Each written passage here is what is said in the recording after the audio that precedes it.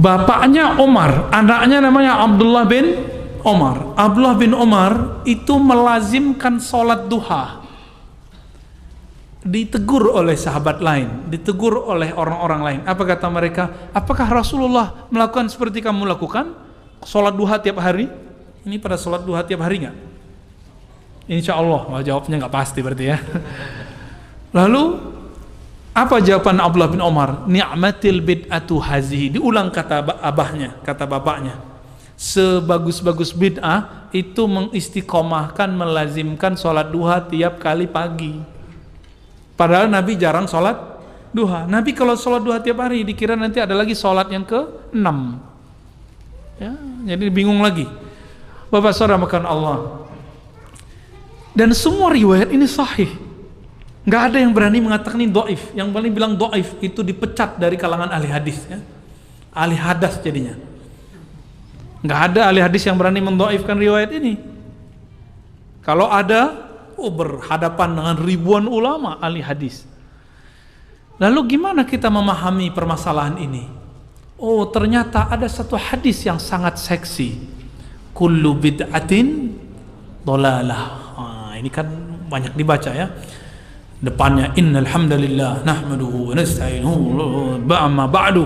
Sampai ke amma ba'dunya menakutkan sekali. Iyyakum muhdatsatil umur fa inna kulla muhdatsatin bid'ah. Kan gitu kan? Emang Nabi gitu ngomongnya? Hah? Nabi gitu nggak ngomongnya? Kayak orang marah-marah gitu ya? Enggak. Nabi itu berbicara seperti qaidul jais, bukan berarti Nabi marah-marah, tapi semangat maksudnya. Tapi bukan marah-marah ya. Jamaah kan bengong. Loh, aku kok dimarahin marah khotib, salah apa gitu ya? Bingung kan? Tiba-tiba khotibnya marah-marah. Iyyakum muhdatsat, biasa aja baca hadis. Iyyakum muhdatsatil umur.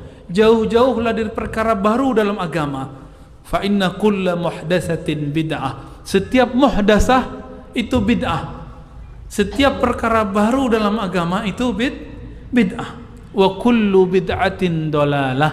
Wa kullu bid'atin dhalalah, artinya setiap bid'ah itu sesat. Di riwayat yang lain ditambahkan wa kullu dhalalatin finnar, setiap yang sesat masuk neraka. Hadis ini ternyata dimulai dari kalimat iyyakum muhdatsat. Kalimatnya pakai muhdatsat. Itu taknya itu ada alifnya. Muhdatsat asalnya ada muhdatsah, jamak dari muhdatsah. Bukan muhdas tapi muhdatsat. Apa indikasinya? Jadi ternyata perkara baru jika negatif dalam bahasa Arab ditambahin tak marbutah itu negatif. Biasanya begitu. Namun tidak semua yang muhdas itu bid'ah. Tapi kalau muhdasah pasti bid'ah. Di sini masjid azannya berapa kali? Azan Jumatnya. Nah, ini beliau yang azan ya. Mukanya muka guru saya nih. Guru saya namanya Syekh Darwis ya. Mukanya kayak beliau nih ya. Orang Mesir kayaknya keturunan ya. Azan 2 kali. Nabi pernah lakukan nggak? Nabi pernahkah itu dilakukan di zaman Nabi Sallallahu Alaihi Wasallam? Pernah nggak? Ayo jawab. Pernah atau tidak? Tidak. Oke, sepakat sudah? Tahu dari mana ayo? Ya, kata Ustaz, ya kan? Taunya dari Sahih Bukhari. Di Sahih Bukhari bab mengenai azan disebutkan azan Jumat, bahwa di masa Rasulullah azan cuma sekali. Ketika di zaman Utsman radhiyallahu taala anhu terjadi pelebaran Islam, kemudian orang tambah rame, di pasar juga tambah rame. Akhirnya supaya orang punya prepare, isti'dad, persiapan, maka Utsman buat bid'ah. Apa bid'ahnya? Azan dulu. Bedanya kalau sekarang kan orang sudah masuk dulu baru azan pertama, baru azan kedua. Kalau masa Utsman tidak, 1 jam atau setengah jam sebelum masuk waktu, sehingga orang ya datang. Kalau kita kan cukup sudah setal murotal selesai ya. Berarti udah siap-siap tuh. Maka kita pertahankan 2 azan itu karena ingin melestarikan bid'ahnya Utsman. Pak ahli bid'ah. Ini beliau ini ahli bid'ah ini. 2 kali azan soalnya. Kira-kira gimana? Tiba-tiba ada yang nyeletuk. Jika ada sahabat buat, Nabi buat, maka dahulukan Nabi. Enggak pula ikut sahabat. Nah, ini orang suul adab sama sahabat. Ini biji-biji Syiahnya ada ya. Dia nggak sadar kalau dia punya kecenderungan untuk merendahkan sahabat Nabi. Utsman ketika buat azan itu 2 kali, itu tidak disebut bid'ah. Kenapa? Di situ ada maslahat. Maka Ibnu Qayyim, Imam Salafiyah, murid Syekhul Islam Ibnu Taimiyah, mengatakan kullu maslahatin din. Setiap yang ada maslahatnya itu bagian dari agama. Setiap yang ada maslahat, apa arti maslahat? Manfaat kebaikan, itu agama. Jadi jika kita lihat maslahatnya lebih banyak, itu masuk agama. Meskipun tidak ada di zaman Nabi sallallahu alaihi wasallam. Jadi Abu Bakar pembid'ah, Umar pembid'ah, Utsman juga bid'ah. Utsman ada 2 tadi ya, Quran dibuat, terus azan. Apalagi bid'ah Utsman memugar masjid, itu dibentak juga oleh sahabat yang lain. Ente buat satu yang enggak dibuat Nabi. Kata Utsman, kamu kan enggak ngerti, ini masjid sudah sesak. Sampai-sampai Aisyah melarang perempuan pergi ke masjid karena masjid sudah sesak, sudah penuh oleh para ikhwan-ikhwan, para laki-laki. Perempuan enggak bisa lagi sholat di masjid. Maka Utsman memugar masjid. Udah berapa bid'ah itu? Ya. Udah berapa bid'ah itu? Yang paling banyak buat bid'ah itu Utsman dan Umar. Ini dua sahabat Nabi yang banyak buat hal-hal yang baru. Maka Bapak saudara makan Allah, jika bid'ah itu nyata di kalangan sahabat, maka kita nggak boleh terjemahkan kullu bid'ah itu sesat, kecuali ada bid'ah yang mana yang sesat, sehingga kata-kata Nabi ini tidak bisa jadikan bumerang untuk menghujat sahabat Nabi, ya kan? Suatu kali Muaz di Kitabul Iman, dalam bab iman dalam Sahih Bukhari, mengatakan kepada kawan-kawannya, Ta'al nu'min sa'atan, ta'al nu'min sa'atan, ayo ngumpul kita beriman sesaat. Lalu disebutkan, lalu mereka yusabbihunallah, mereka bertasbih berjamaah, bertakbir berjamaah, baca wirid berjamaah. Itulah sejarahnya zikir berjamaah. Apakah namanya yasinan, maksurat, mabit, muhasabah, terserah. Itu nama aja. Isinya apa? Isinya zikrullah. Berarti itu nu'min sa'atan, beriman sesaat. Iman itu menggetarkan kalbu, menyadarkan pikiran, maka itu disebut iman. Maka Bapak saudara makan Allah, kalau begitu mungkinkah kita mengatakan kullu bid'atin dolalah? Seperti pemahaman sebelumnya. Apa makna bid'ah tadi? Semua yang tidak dilakukan Nabi. Gak mungkin, berarti terjemahan bid'ah kita salah. Lalu terjemahan bid'ah yang tepat apa? Apalagi? Ternyata Imam Salafi sendiri sudah beres sama dia, gak usah kita debat-debat sebenarnya. Siapa tadi imamnya? Ibnu Qayyim dan Ibnu Taimiyah rahimahumullah. Apa kata Ibnu Taimiyah dalam Iqtida' Shiratal Mustaqim? Ini pernah saya bahas sebelumnya. Al-bid'atu ma lam yadulla alaihi dalilun syar'i. Kita udah ulang-ulang ini sampai berbuih-buih mulut ini, tapi kok nggak ngeh juga ya. Mungkin karena hidayah itu milik Allah, bukan milik kita ya. Bid'ah itu yang tidak ada dalil syaraknya. Nah sekarang kita tes ilmu hukumnya, ilmu usul fikihnya.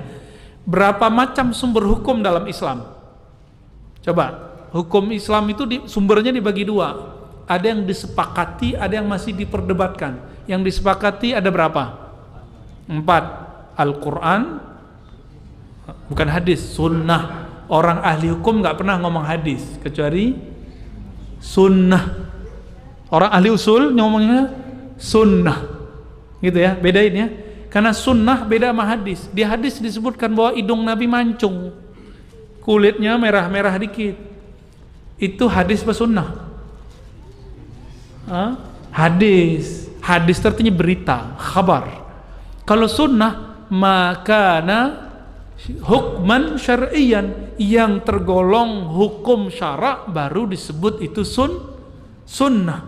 Beda dengan sunat ya. Kalau sunat bahasa kita, sunat khitan atau sunat hukum ya. Nah, Bapak Saudara makan Allah. Jadi apa nih kira-kira maknanya nih? Kata sunnah atau hadis? Coba sunnah bedanya hadis apa? Sunnah itu yang ada bobot hukum syaraknya. Kalau tidak ada bobot hukum syaraknya tidak disebut sunnah, cukup disebut hadis. Contoh, Nabi SAW istrinya 9, itu hadis, bukan sunnah. Jangan coba-coba diamalin nih ya, disembelih nanti sama beliau-beliau ini ya. Apalagi Nabi SAW wajib sholat malam, itu apa? Itu hadis. Kalaupun disebut sunnah, sunnahnya harus ada sifatnya, sunnah khasah, sunnah khusus buat Nabi SAW. Taib. Lalu yang ketiga, ijma. Ijma itu artinya apa? Ittifaq al-mujtahidin ba'da asrin nubuwah. Kesepakatan, konsensus ulama-ulama, bukan ulama sembarangan, mujtahidin, bukan ustadz biasa, bukan doktor, apalagi LCMA, bukan. Siapa? Mujtahidin. Saya belum mujtahid. Jadi doktor itu bukan gelar mujtahid. Mujtahid itu orang yang sudah mampu memproduk satu hukum, langsung dia ambil dari Quran dan Sunnah dan hasilnya jelas. Itu disebut dengan mujtahid. Namun sekarang mungkin orang itu bisa jadi mujtahid dalam satu bab, tapi tidak mujtahid dalam bab lain. Itu sangat mungkin. Kalau semua nggak mungkin hari ini, persoalan tambah rumit. Dr. Badi Said Al-Laham, guru kami, ditanya, kalau menurut Anda ada mujtahid sekarang yang bisa buat mazhab baru sekarang, menurut kamu siapa? Jawaban beliau, Syekh Wahbah Zuhaili. Pernah dengar nggak? Nah, nanti cari sendiri di Google ya. Sekarang kan gurunya antum kan Google. Syekh Wahbah Zuhaili, cari itu. Siapa itu makhluk ya? Taib. Yang keempat apa? Qiyas. Qiyas contohnya kita kalau berzakat di sini pakai kurma atau pakai beras atau pakai duit. Tuh, duit kok, udah nggak pakai beras kok ya. Berarti antum udah pakai qiyas, analog. Di zaman Abu Hanifah dituduh sebagai makhluk najis oleh Hamad bin Zaid cuma karena membolehkan zakat fitrah dengan yang senilai dengan makanan pokok. Tapi sekarang nggak ada tuh. Semua lembaga zakat membolehkan, bahkan gesek aja boleh, pencet-pencet doang di HP boleh, di handphone ya. Kok bisa? Ternyata pendapat Abu Hanifah yang wafat tahun 150 baru tidak dianggap bid'ah setelah tahun 2000, setelah tahun 1400-an. Berarti sekarang artinya selama lebih dari 13 abad pendapat beliau dianggap bid'ah. Jadi jangan-jangan kita ini loadingnya kelamaan. Akhirnya perkara itu udah nggak bid'ah lagi kok. Ulama sudah menemukan dalilnya nggak bid'ah. Kita masih mengatakan dia bid'ah. Ya. Jadi saya curiga nih, orang yang suka bid'ahkan itu dia nggak tahu dalil aja.